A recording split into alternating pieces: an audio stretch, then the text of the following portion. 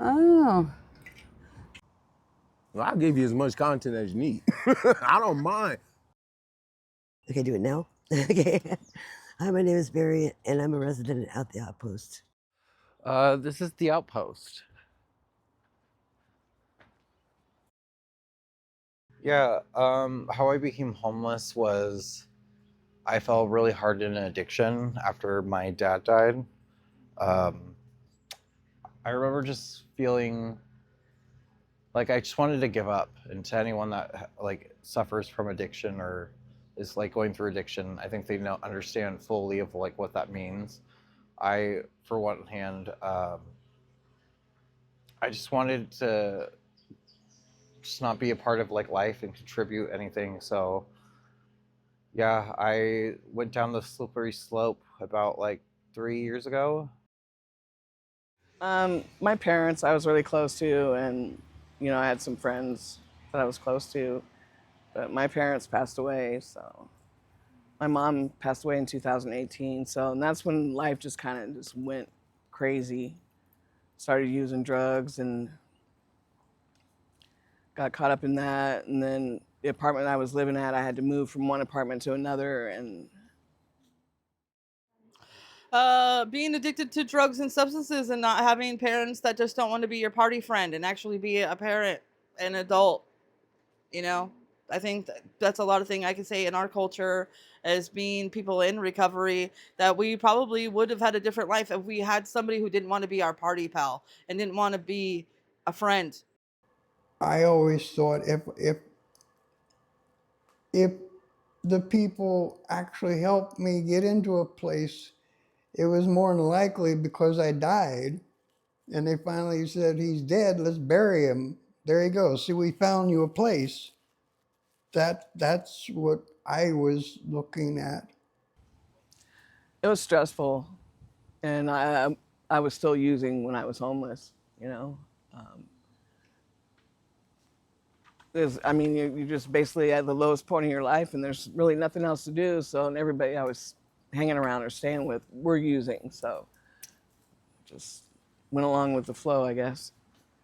And since I didn't qualify with their boxes that they want people to be in, I didn't go to prison. I didn't have a wife. I didn't have the children. I don't do the drinking. I don't do the drugs.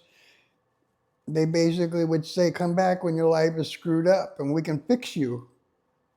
And I'm like,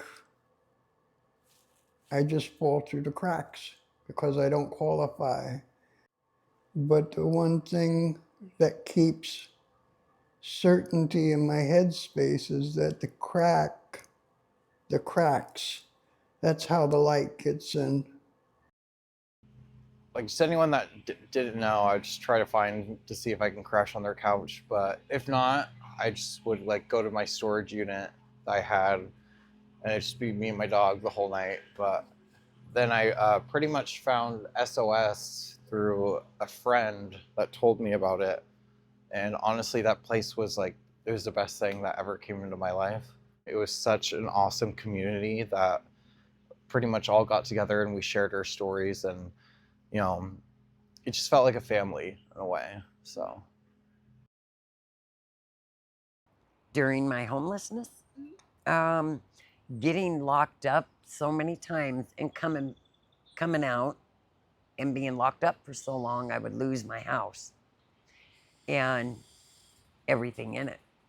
So I'd start over multiple times. It was like starting over. In fact, I got so used to getting locked up, losing everything, and starting over that it was not a big deal. So now I travel lightly, and it's hard for me to put roots down. And I am a minimalist. I do not keep a whole bunch of stuff. And I feel like somehow I got to let go of that and put roots down, and I have not been able to. Like if someone said you got to move, I could put everything I own on this table. Well, except for my clothes. To try to get cans at night where nobody could see me get the cans. I just get them from the recycle bins, but um, I try to get enough to get money to get a shower and some gas. And sometimes there was cans, sometimes there wasn't, you know? Whatever your plans are just gone. And if somebody gets it in their head to just, they just don't like you because of your situation. So you're kind of a non-entity to them. You're not personalized to them. So it's really easy for them to treat you as less than. And yeah, I'm not wanting to continue to explore that end of things. I'd like to get back to being a person. Yeah, 30 years. I had to go through all my trials and tribulations to get to this point because I wasn't ready for any of this. I didn't think I didn't love myself enough. And that's something that's important in this day and age, especially in recovery. That will help you. Mental health, medication, self-love and therapy, dude. The minute I got in here, like I said, is exactly what I needed to start, getting my feet on the ground. I've been here since January, and I've gotten, quite a bit done compared to the speed on the streets. I'm getting stuff done. Got my ID. I'm getting my social security card coming. I just called my old boss today and got rehired with him. So yeah, that's cool. I get to have clean clothes. Uh, that helps. When I'm like smelling like an armpit. I hated that. I noticed that when you take a shower and you're clean, you go in the store and you got clean clothes on, people seem to treat you a lot nicer, rather than if you had dirty clothes on and you had greasy hair and a little bit dirty, and people seem to frown on you and treat you not as well at all. And it's a big difference. And your self esteem goes, and finally I just got sick of even going in anywhere because I just felt crappy about myself all the time. I think there, when people are when we're home when you're homeless and you know that there's nowhere to charge your phone, or there's nowhere to go to the bathroom, or if you go walk into that restaurant that people are gonna be staring at you, or even if you asking to use that restroom, you're being looked at. It's like they act like it's a disease, and it's not really. It's you're not gonna catch no disease talking to me. Random people would judge me that actually live here, downtown Vancouver, and they did judge me. I mean, they did snicker, they did laugh, they did talk they're crazy, and I just thought that was very ridiculous. Like, how dare you? Like, you don't even know who I am. But that's human nature, and people like to gossip. Things started to get better once we were able to get into the outpost and everything, and I didn't have to worry about being stuck in survival mode. Because it just, I knew where I was going to be. I knew my van was safe. I knew I was safe. Survival mode, it's basically, you're so consumed with everything in that moment, because in that moment, everything could change. An officer could come up and tell you to move, and so you got to worry about where you're going to go. You got to worry about where you're going to sleep, and worry about all these factors that can change minute by minute and everything. And so you can't think about what's past the next day, because you have to stay in that moment and make sure you're prepared for that moment. And it's so overwhelming.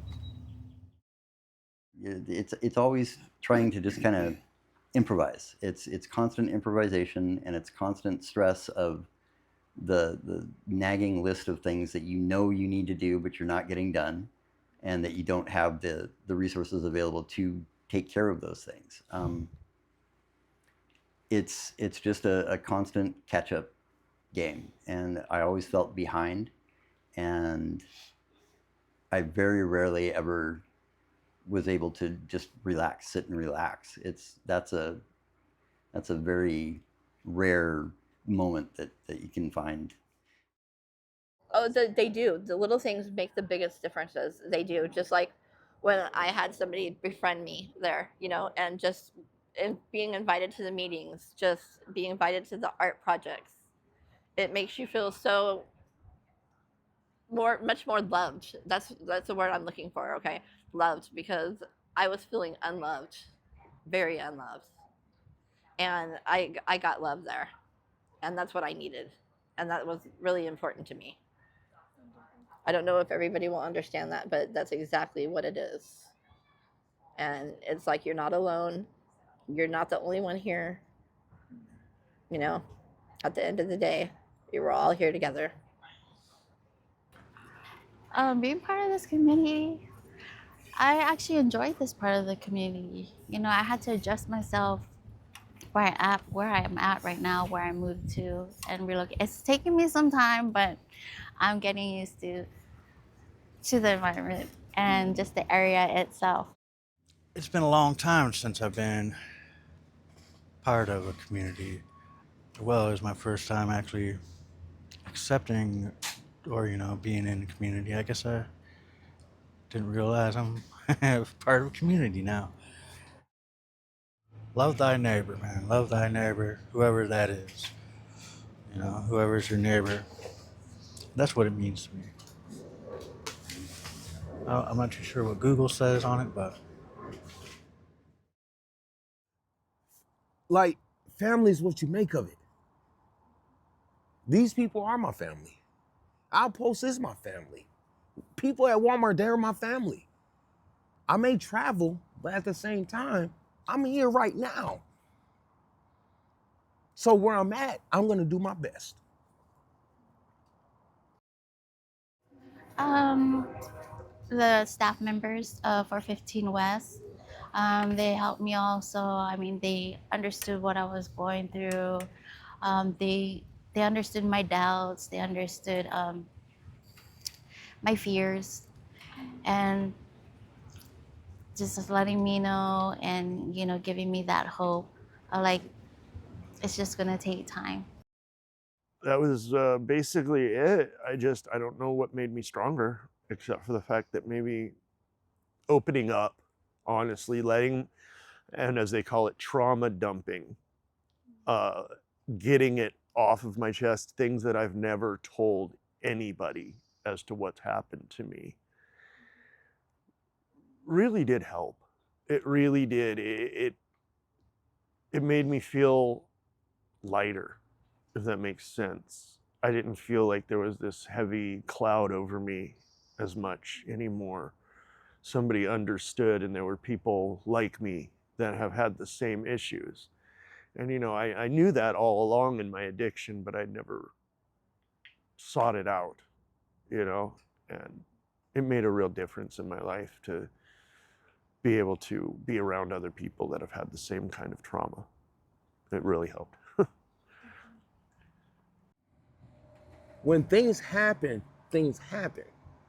But one thing I want people to understand, you'll know who your friends are. You'll know who your family are when things go bad on your side. That's a reality. We felt hopeless too, because you have somebody that won't reach back.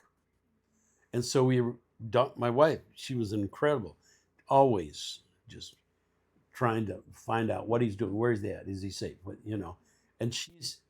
and let me tell you what, more times than anybody could know, this girl went to bed crying because she didn't know if her son was alive, and why wasn't he reaching out? And we spent a long time doing that. And so if there's anybody out there that is in this situation that Justin was, reach out to your parents. God, give them a break. We're all we're not nice people. We're parents. Yeah. Well, everybody has their own situation, and they're trying to make life the best they can. You can't get help if you don't tell somebody what it is you need help with, in or on. What it is you need that help. You can't just say I need help, because they don't know what you need. Oh, to the people that haven't heard it yet, honestly, I could say to you, we're out there and our arms are open. Um,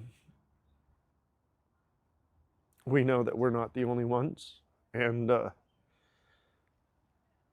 please just find somebody you can talk to and pull yourself out of the dark. Please, because it's worth it. It really is. The look on my daughter's faces and my son's face now that I'm clean and sober is so amazing. Like, they loved me no matter what. You know, I didn't neglect them in my addiction. I just wasn't perfect, you know. So, but now it's so amazing, the light that comes from their eyes when they look at me now. And it can happen for anybody. If like, and then like I said, this sounds cliche again. If I can do it, anybody can. It's hard to stay positive. I know. Trust me, I know.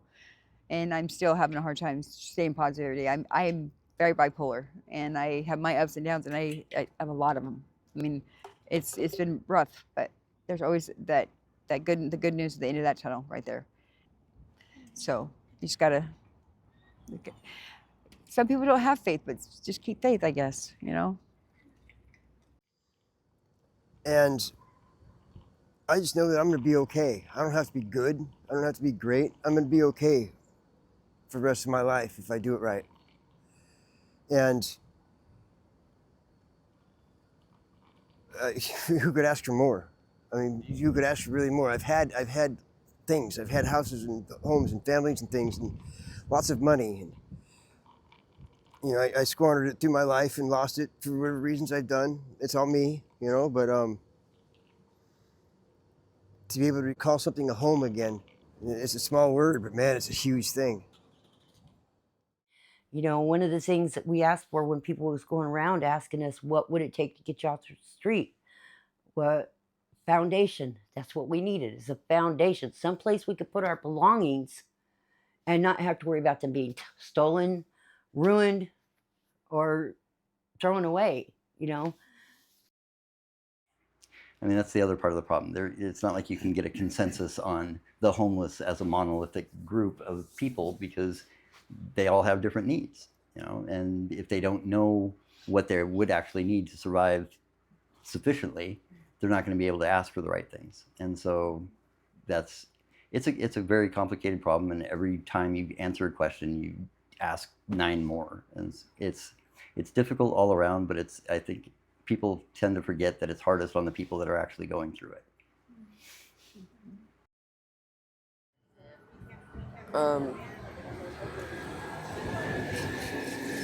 Going to 415 West is what really helped me. Even though I ended up back out here, one of their staff members is still helping me try to find housing, which is I'm thankful for.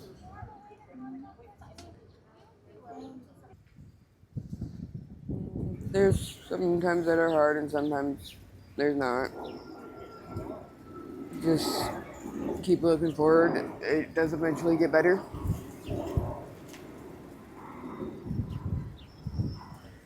Just take one day at a time.